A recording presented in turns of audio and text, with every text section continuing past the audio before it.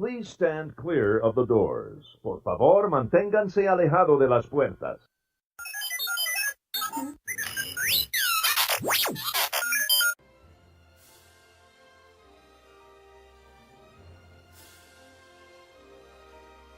Hey everybody, welcome to Unlocking the Magic. You're listening to episode number 168. We are going to answer your questions and go over some advice. Well, No? yes. I don't know. You didn't sound too confident in that. I didn't. Well, I'm always second guessing when you and I are giving out our opinions and advice. Yeah, it's opinions, right? It's our opinion. Everybody's entitled to them. And, we got a lot of questions. Some of these questions are from our Facebook group. Some are from inside of our Patreon group. But I think they're really good questions that are going to be able to, if you listen to this 6, 7, 8, 9 months from now, these questions will still be the same answers, at least from us. Right. Unless Disney goes around and changes things like they love to do for us. I was going to say anything food related may change. Right. Because usually every time we talk about a review or a restaurant, they end up changing the menu on us. Exactly. So I'll read the questions, but I don't know how good that'll go. Oh, I would love that. I would love a change of pace and have you read the questions. I think I would enjoy that. I don't know about you guys listening, but it's kind of nice. I might put my feet up for a minute. All right, let me get into these because we have a bunch. Okay. So let me try to get through as many of these as possible. If you're new to the podcast, subscribe on iTunes or Stitcher Radio. This is Bruce and Connie. This is the Unlocking the Magic podcast. We talk a little bit about history, a little bit about Disney for families, and answer some of your questions like we're doing today. We also do a show on Facebook, which you should go check out, so go subscribe on Facebook. All right, let's get into question number 1. Here we go. Oh, you know what I didn't do? I didn't bring up anybody's name. That's a good idea. Should I do that or should I not?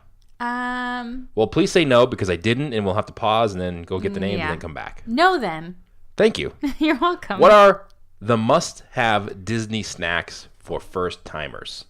Now, let's just break it down to, for this question, just do like Disney World. Walt Disney World. Because there's some different snacks in Disneyland. But what are some must-do Disney snacks for first-timers in Walt Disney World? All right. Well, you're the food guy. Do you want to answer you want to answer that first, or do you want me to go ahead? Yeah, I think one of mine was, if you go to the Magic Kingdom, the waffle sandwich, the fruit and Nutella waffle sandwich, or even the fruit and the chicken and waffle is really good as well. That's a great snack, and I don't think that's one that's a lot of people talk about. Everybody talks about the Dole Whip or the Mickey ice cream bar or the Mickey ice cream sandwich, which are obviously mainstays for snacks. And when you think of snacks in the Magic Kingdom, those are the ones you go to, or a churro.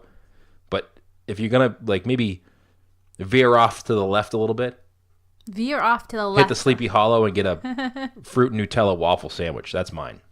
I love it. If you veer off to the dark side, you go to Sleepy Hollow. Yeah. I love it. Let everybody go on the rides, and you just kind of walk slowly, gingerly over to Sleepy Hollow, get in that long line, because there's always a long line there. There is always a long line. Get yourself a fruit and Nutella sandwich. Whenever we get questions, my first thought is always the Magic Kingdom. I don't know why, but whenever someone says Walt Disney World, my first thought is, oh, what do I like in Magic Kingdom? I forget, not so much forget, but it's the first park that goes into my mind. Maybe it's because it's the most visited one, too. I think it's because it's your favorite.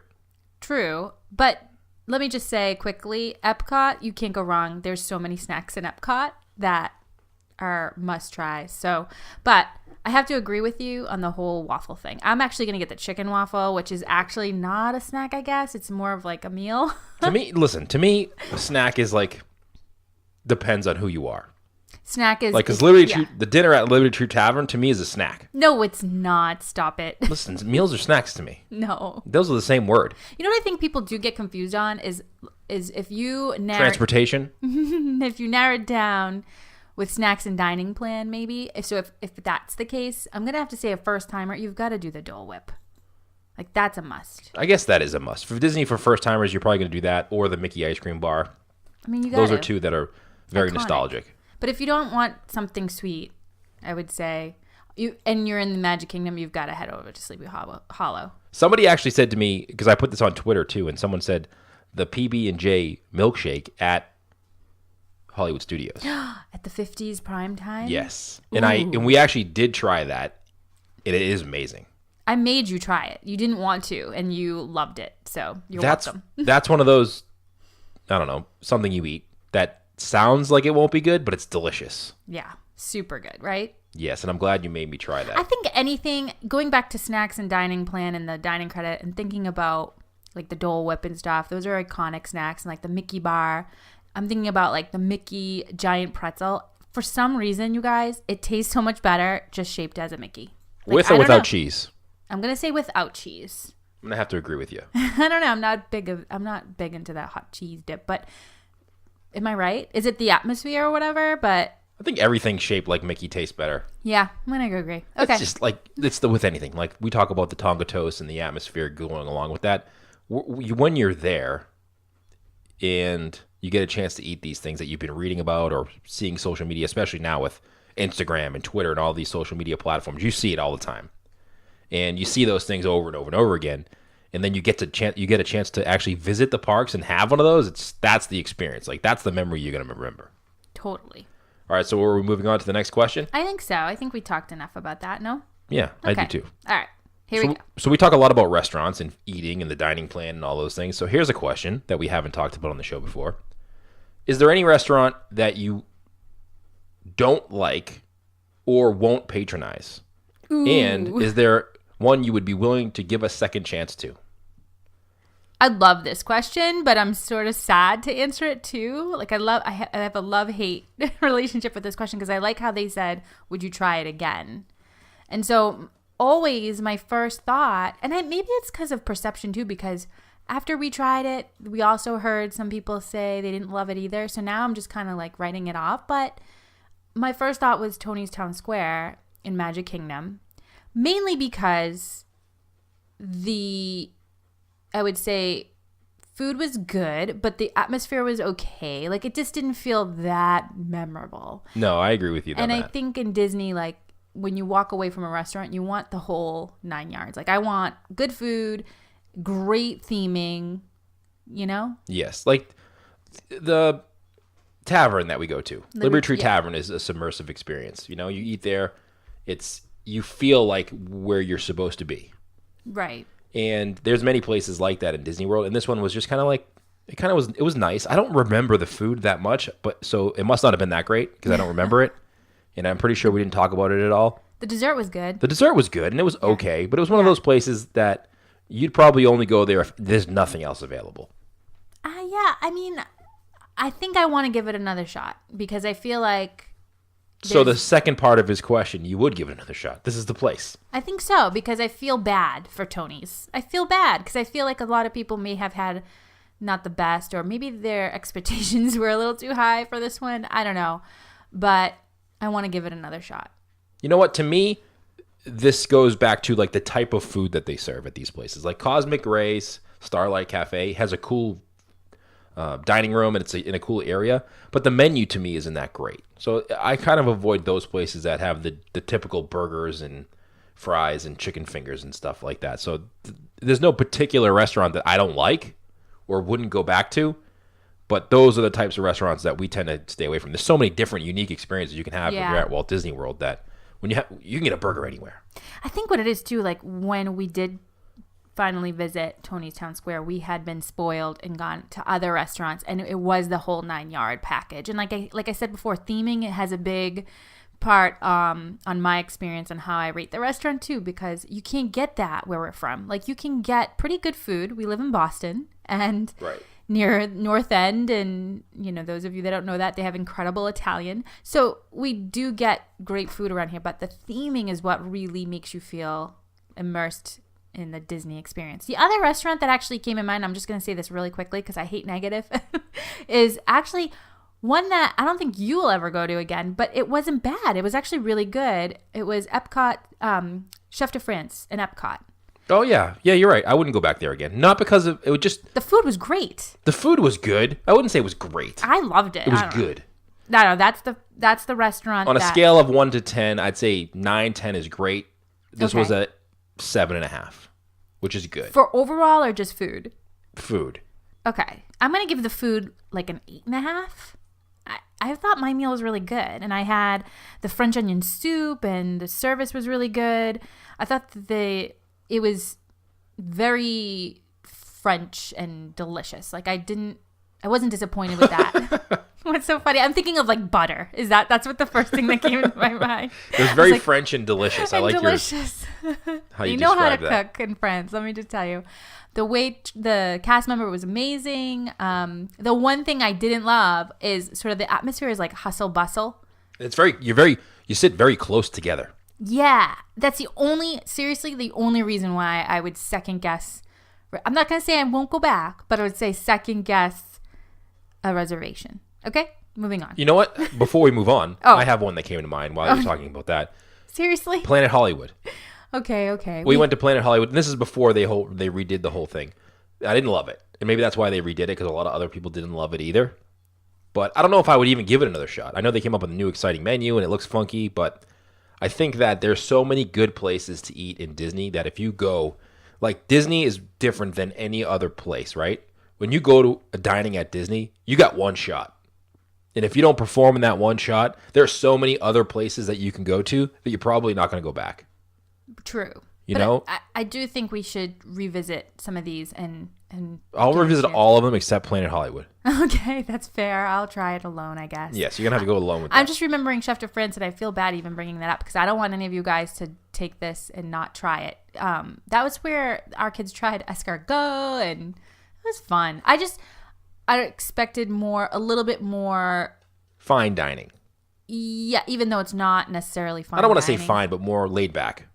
It just was tight. Yeah. I just felt like maybe there was just too many of us. I think maybe that's it. Okay, moving on. All right. Well, those are some good ideas, but every single one of those you would go back and try again. Yes. Like there's no place that was so bad that you just won't go back again. Right. Excellent. Okay. All right, let's go on to the next one. How far in advance should I book a Disney World trip? They're asking us this. I'm going to answer because you have no idea. I mean, tomorrow? Yeah, right. I guess to me there's no time limit. You can go whenever you want. I know. I know there's a certain time limit for when you want to book your fast passes and dining reservations. Yeah. So that's probably the limit you want to set. Well, it's like optimum, I guess, optimum time so that you can get what you're looking for. I would say, I would say most people do it a year in advance. Some people 9 months in advance. It's always fun it's part of the planning is the fun. So the anticipation to me a year out, because then you can pay a little bit at a time as you go. The anticipation is not so far away that it seems like it's going to be forever, and you can get excited about it a little bit because every month that goes by, you're getting closer and closer to that. Right. We have done multiple trips that have been sort of last minute, and what I mean by last minute is like just a few months in advance, which was surprisingly fun and easy. But I think what helped us with that is that we're like veteran. We go often, so we kind of know what to expect. And we didn't have to do everything. Right. Or we'd be okay with, a certain time for our fast passes. But I will say I was pleasantly surprised on obtaining reservations at places I wanted. Things like, here's the thing. Here to keep in mind, things like Cinderella's Royal Table, things like Ohana. If you're really, set your heart on those types of reservations, the earlier you can book, the better. I'd say 12 months out for us has been the time where it didn't seem too far away. We got the right reservations that we wanted and the right resort that we wanted. True. And it was just enough time to get all your fast passes and everything set up and not feel like it's forever away and pay a little bit as you go. Perfect. Have you been paying? I think so. I haven't been paying. Well, maybe I haven't. We'll have to talk to April. Okay, here we go. All right, what else? Next question. Going to Disneyland for the first time in 9 years. What are our must-dos, must-eats, must-sees? Also, what kind of weather should I expect in November? Disneyland. Well, hold on a second. She's going in 9 years, so how the heck are we going to know? It's not in 9 years. She says, I'm going to Disneyland for the first time in 9 years. My gosh. So should I read the questions? So apparently you need to book 9 years out. No, that's not what she's saying. So what is she saying? Oh my gosh. Oh, for the first time. So the last time she went was 9 years ago? Correct, Bruce. Got it. Got what it are now? some must-dos, must-eats, must-sees?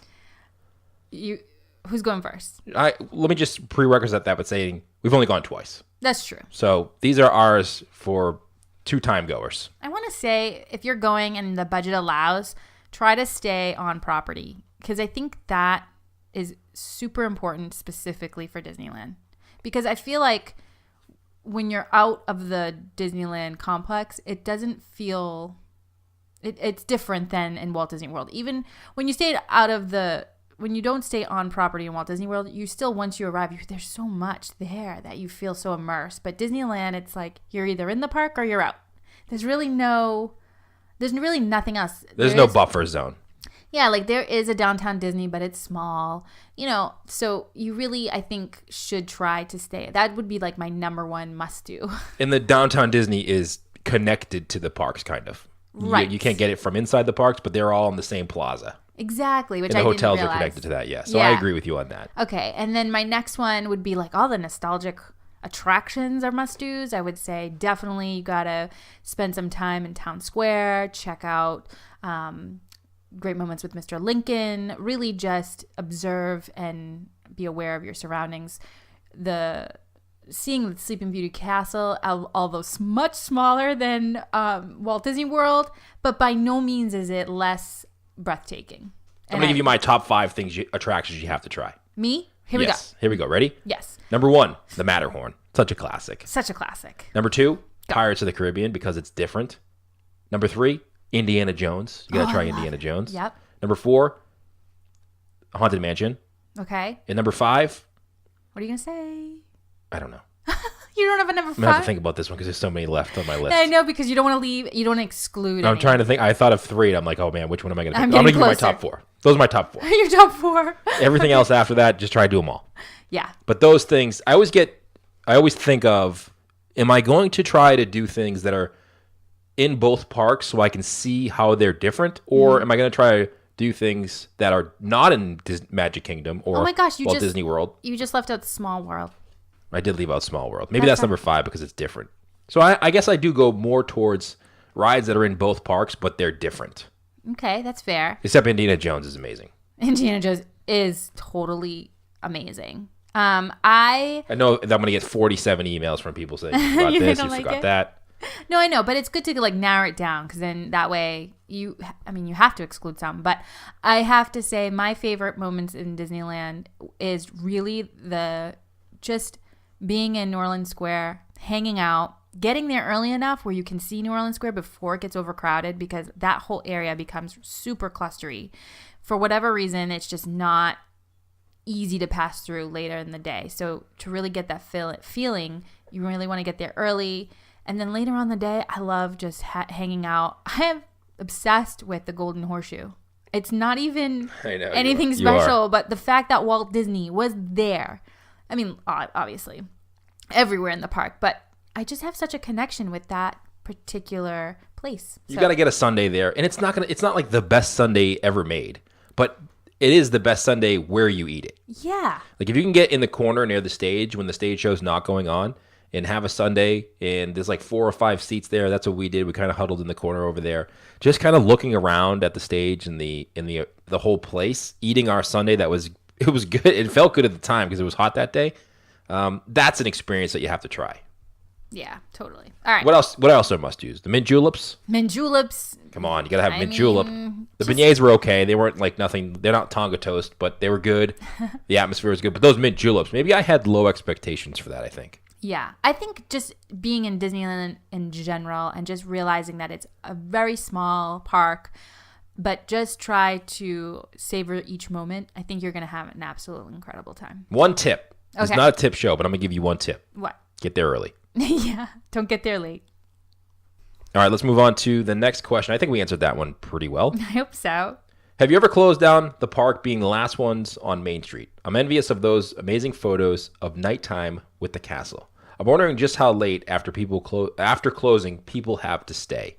You know what? This question goes along with another question that we're going to answer later about transportation and staying late. Because while we have, I think the only park that we've stayed so late that it was completely empty was Hollywood Studios, which I have to say it is like those amazing moments that you can capture where there's literally nobody in the park and you have to do it yourself, but they're pretty amazing photos. I wonder how they get those photos, because every time we're at the park late, they kind of block off areas as you're walking out. Like you see everybody, you're like, oh, I'm going to go over. Well, they just roped off. What just happened? It's already, I can't go back. I can't go back. They kind of move you towards the front of the park. Yeah. So it's hard to get those photos with nobody there, because as soon as nobody's there, they block it off. Yeah, it seems like it, doesn't it? Yeah, at least it felt like that way to me. So I agree with you that Hollywood Studios at night was amazing.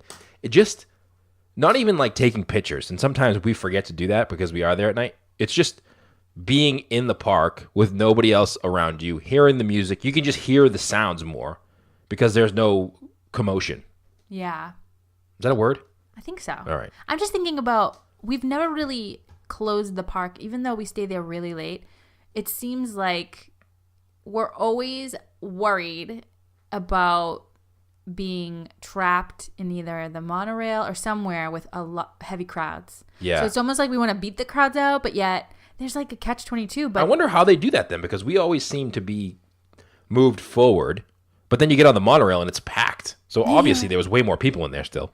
Right. I don't know. Anyway, it's pretty cool if you can do it. We've done it Hollywood Studios. Pretty cool. I have yet to do it anywhere else. Maybe someday. Yes. Which, if you could pick a park, right? Obviously you've done it at Hollywood Studios, where you would want to be like the last person there. Which park would it be? Do you even have to ask me? I guess not. Okay. Well, let's talk about it anyway. Magic Kingdom. Why? It seems like the one place where it seems like my energy level in that particular park skyrockets. I have to say, one time we did, I mean, we weren't the last ones there, but we watched Happily Ever After, and no, was it Wishes? Yes. Wishes. And we were almost the last ones in front of the castle. Yeah. So it was close. I mean, there was people around us, and we weren't the last person there, but there wasn't too many people around us, and that was pretty fun. See? But then you turn around and there's like a whole horde of people. Well, everybody goes shopping too, because those stores stay open. They are open, so everyone kind of saves their shopping. Well, most people for the end too. They got some energy on those people. Maybe they spend more when they're tired. I don't know. So that goes along with this question. This is actually from someone in our Patreon group. Yay. She says, Connie and Rob. Rob's a guy in our Patreon group who knows a lot about Disney transportation. Shout out to Rob. My trip is in 11 days, and Disney just extended a bunch of hours for the week of my visit, including extra magic hours. We haven't been to WDW in years, and I can't remember the deal with extra magic hours in transportation. Google gave me some confusing results. Do the monorail and buses operate during extra magic hours? Google can do that to you. Totally. Google can totally tell you were right, and then the very next link tell you were absolutely wrong. Can I just quickly say, I really love you reading these. Why? Because I can't read that good? No, because I'm relaxed right now. I feel like I can really think about these questions and answer them with, I don't know. You know what? I didn't check anybody's, I don't care about grammar or spelling. Yeah. But I didn't check the flow of the sentence because, people type these questions on a phone and sometimes they miss a word. Yeah. And I didn't check any of them before. I just kind of copy and pasted. And I think you're doing pretty good. Yeah, I'm doing a little good. But I'm if you hear me pivot a little, it's because maybe the sentences were going together and they shouldn't have been. Okay, Bruce. Yeah, let's blame that. I'm going to say that. That's it. Sure. Okay. Good so one. It's the copy and paste button there. Yep. Okay. But I love and hate Google on these kind of questions. Yeah, I know. And so I think we actually, when we were first going down to Walt Disney World, I think this was a topic that we couldn't find either. And I don't think there was Google when we first went to Disney World. That's true too. I think it was around, but it was like it was like the really nerdy version of Google. Like you had to be a real nerd to know what Google was in 1999. So anyway, I feel like a lot of people don't know and get confused by this. So she goes on to say, she thinks so. Extra magic hours are from 9 to 11. That say, should she leave just before 11 because she's thinking that she's not going to be able to get out? And no, do not leave early because they do take consideration about extra magic. They're not going to leave anybody at the park. As cool as that would be, if I would love to be left in the park. I mean, take some photos and tag us on Instagram. Right? I mean, really, there are some worse things that could happen. You will definitely find out if you are left in the park what they get to do in that. That is true. Castle suite. At that castle suite, but yeah. So don't worry. Don't let it take any time away from your experience at the parks. They're there, and they will definitely take you to where you need to go. It's like an hour or two after park closes, right? Yeah. Whatever time that is. So even during extra magic hours, if the park closes at midnight, the buses run till 1 or 2. They will not leave anybody. And I think someone said, even Rob said in our group, he said, listen, if that does happen to you, go over to a cast member. They'll help you get back to your resort. Yeah, and if you're confused on the day you're going to about extra magic hours, because things are subject to change. I don't think a lot of people realize that either. And so it would never hurt to just call and just confirm before you head out from your resort that day. So it's not like the local pizzeria where it says it closes at 9, but 8:55, the key's locked in the door and everybody's leaving. No. Okay, they're going to be there to help you out. They close at 9, and at 8:45, they say, sorry, we can't make you that. Yes, sorry, we can't go on this attraction because we leave. We're leaving it. Time in like 10 minutes, sir. Yeah. They actually let you go on right till the closing time. That's so fun. That is fun. That's how we went on Everest 22 times in a row. Oh, yeah. All right, last question here. Here we go. When using a Disney travel agent to book my trip, will they book everything? Resorts, reservations, ADRs, FPs, tours? Or can I have flexibility to book some stuff on my own? Now, this is actually a question I had before that because we used a Disney travel agent this time. We used April from Enchanted Escapes Travel. Enchanted Escapes. Enchanted-escapes.com. That's our preferred travel partner. They actually, this is a question that I had. Like, what do you do? Like, do you book everything? Can you do anything? Because there are some things that I like I like you doing and us talking about. Did you just plug them into your comment? Yeah, I gave him a plug. Okay. I was like, where's he going with this? Okay, right? Cool. Yeah, all right. So what? What was the question? The question was, when you use a Disney travel agent to book your trip, do they do everything for you? Or can you do things on your own? Yeah, because Bruce doesn't know the answer to this. I'm assuming they do everything for you, but you can also do things on your own. How do you know that? I just guessed. Okay, well, you guessed right. Yes. Yeah, so that's been super cool. And actually, you know what? To be quite honest, that's why I never used a travel agent in the past.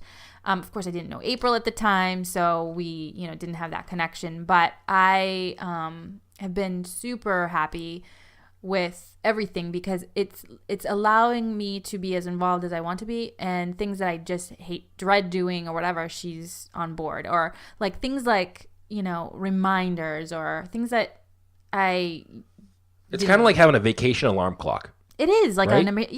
She's like, hey, you got to book your fast passes in 5 days. Yeah, exactly. Like, I totally forgot about that. Right, and she's like, do you want me to do it for you, or because she knows that I like to be involved a little bit. I like it's fun to go on the Disney site when it works. I think if you pick the right travel agent, and they know who you are and how you like to plan your trips, they'll work with you on that.